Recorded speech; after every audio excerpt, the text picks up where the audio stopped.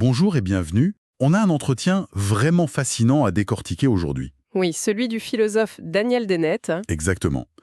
Et je préviens, c'est le genre de penseur qui force à tout remettre en question. Ah oui, des choses qu'on croit acquises, comme la nature même de notre conscience. Ou le sens de la vie, rien que ça. D'ailleurs, on commence fort. Il parle d'une idée qu'il qualifie de meilleure idée jamais eue. C'est un peu ambitieux. Carrément.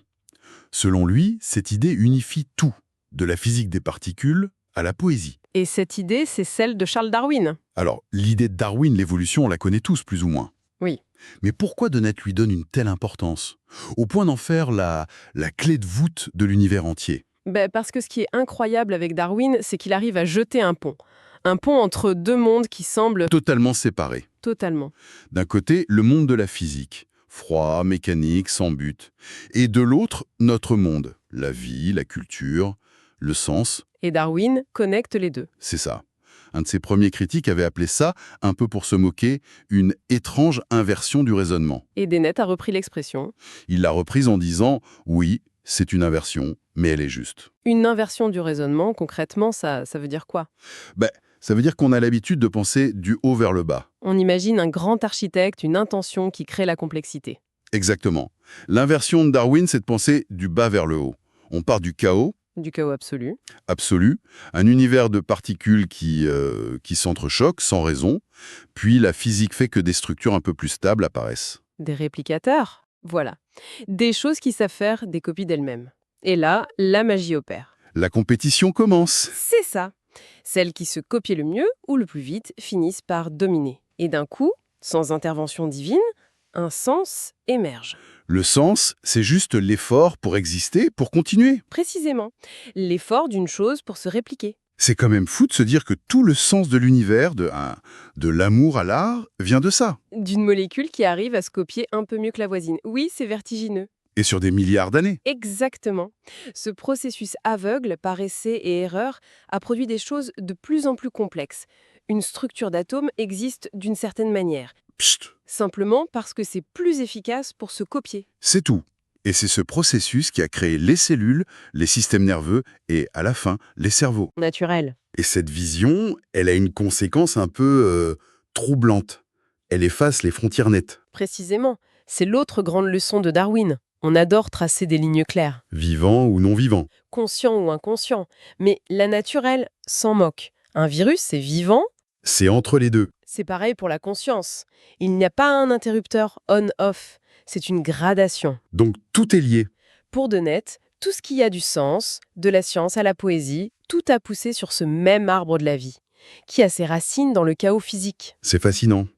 Et si on suit cette logique, le fruit le plus mystérieux de cet arbre, c'est bien la conscience. Ah oui, Il a une approche très particulière là-dessus, n'est-ce pas? oui. Il a cette phrase, La conscience est réelle, ce n'est simplement pas ce que vous pensez qu'elle est. voilà. Et ce qui est intéressant, c'est que quand on lui demande sa plus grande contribution, il ne parle pas d'une théorie. Mais d'une démolition, Oui, la démolition de l'illusion du théâtre cartésien. c'est-à-dire? On a tous cette intuition qu'il y a un petit moi quelque part dans notre tête, un pilote assis qui regarde un écran. Où défilent nos pensées, nos sensations. C'est ça, le théâtre cartésien. Ah. Et Dennett dit, cette salle, ce spectateur, ça n'existe pas. Il n'y a pas de ligne d'arrivée dans le cerveau où tout se rassemble. Attendez. Si la conscience n'est pas ce film et qu'il n'y a pas de spectateur, ça veut dire que le jeu, le moi, qui a l'impression de piloter tout ça, n'existe pas vraiment. C'est une idée vertigineuse. C'est totalement vertigineux. Et c'est très dur à accepter parce que notre expérience nous crie le contraire. Alors, comment ça marche? Il propose une autre image. Imaginez le cerveau comme une salle de rédaction immense, D'accord. avec des dizaines de journalistes qui sont vos pensées, vos pulsions, vos sensations, qui crient tous en même temps pour faire la une. Et la conscience, c'est quoi dans cette métaphore? Ce n'est pas le rédacteur en chef qui choisit. La conscience, c'est l'article qui, à un instant T, a crié plus fort que les autres. Et qui se retrouve en première page. Voilà, c'est ce qu'il appelle la célébrité cérébrale. Ce qui est conscient, c'est ce qui a gagné la bataille pour l'influence. Donc la conscience n'est pas un état, c'est une compétition. Une compétition permanente. Ça change tout. Et ça veut dire que le cœur du sujet, c'est la lutte pour l'attention. Absolument. Contrôler quelqu'un, c'est avant tout contrôler son attention. Ah oui, c'est vrai. Si on capte son attention, on bloque presque tous ses autres choix. Et c'est pour ça qu'il dit, bien avant tout le monde, qu'on vit dans une économie de l'attention. Et aujourd'hui, c'est évident. Rien n'a plus de valeur que notre attention. Des empires se sont bâtis sur sa capture et sa revente. D'accord, mais je suis toujours sur cette idée du moi. S'il n'est pas réel, qu'est-ce que c'est? Une illusion? C'est une illusion, mais une illusion utile. Utile. Oui, il appelle ça une illusion d'utilisateur. Prenez l'icône de la corbeille sur votre ordinateur. Oui. Est-ce qu'il y a une vraie poubelle dans le disque dur? Non, bien sûr. C'est une simplification, une métaphore qui vous permet d'interagir avec des choses très complexes. Le moi, c'est pareil. C'est une simplification de nous-mêmes. C'est le centre de gravité de notre histoire.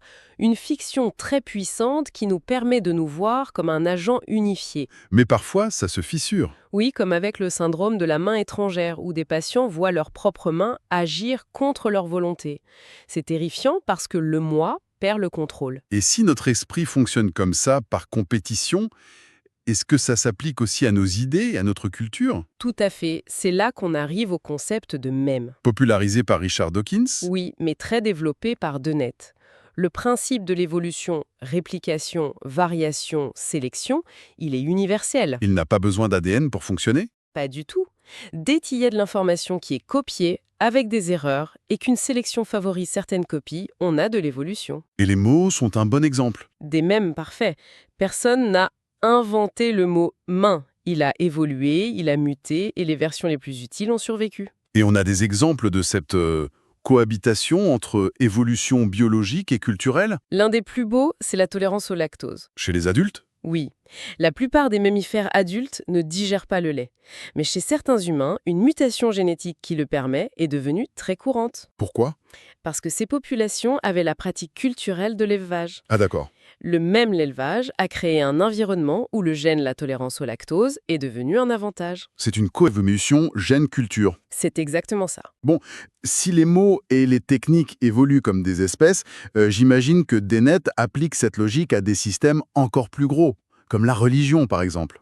C'est ça. Et c'est évidemment sa thèse la plus controversée. On l'imagine. Il insiste pour traiter la religion comme un phénomène naturel, pas une vérité révélée ou une erreur morale, mais un produit de l'évolution culturelle. Et son hypothèse, c'est quoi?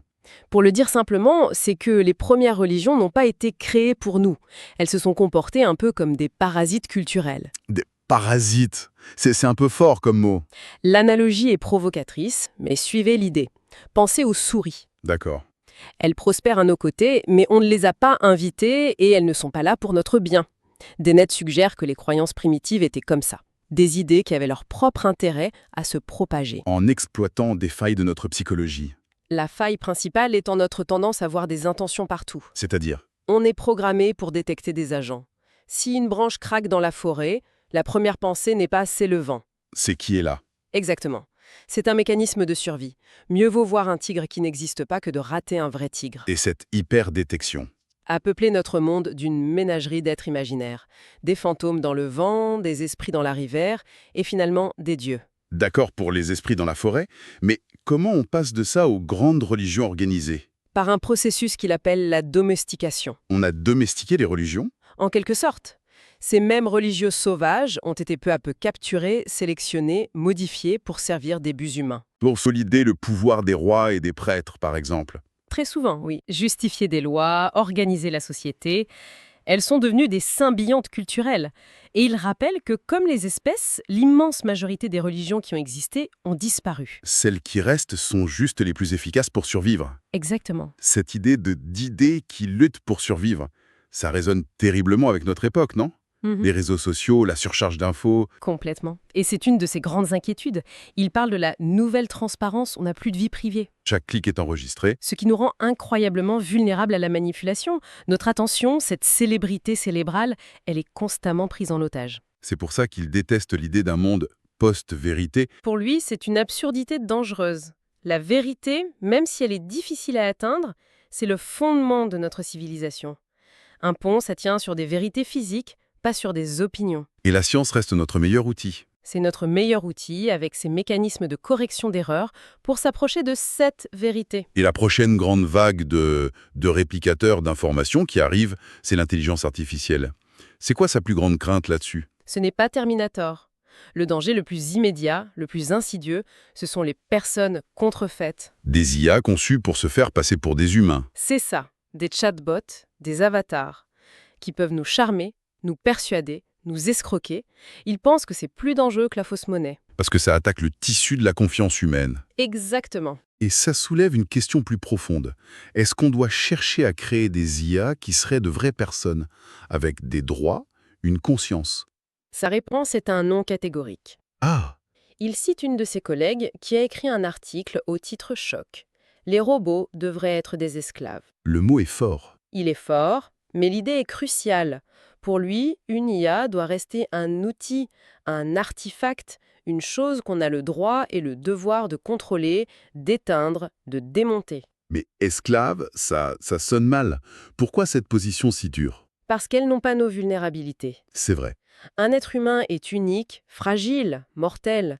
Il a une peau en jeu, comme on dit. Une IA, c'est un programme.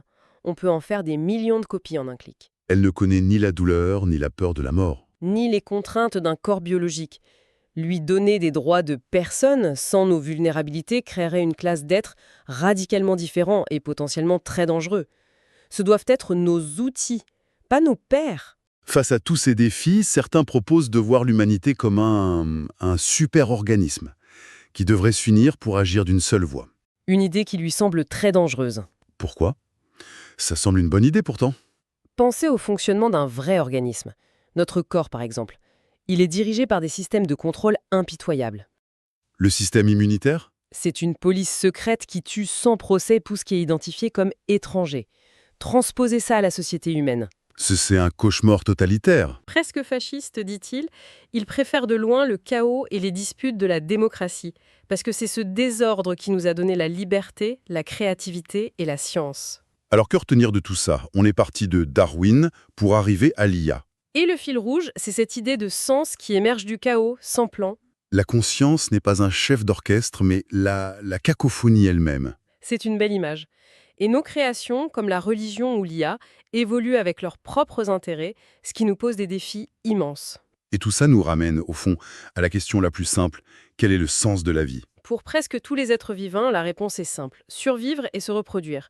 Le rêve de chaque bactérie, c'est de devenir deux bactéries. Mais nous, les humains? Grâce à la culture, on est la seule espèce qui peut se dire « et si on faisait autre chose ?» Donc, le sens de la vie, ce serait de laisser une bonne idée derrière nous, contribuer à notre descendance culturelle. Précisément. Beaucoup de gens choisissent de ne pas avoir d'enfants pour se consacrer à l'art, à la science.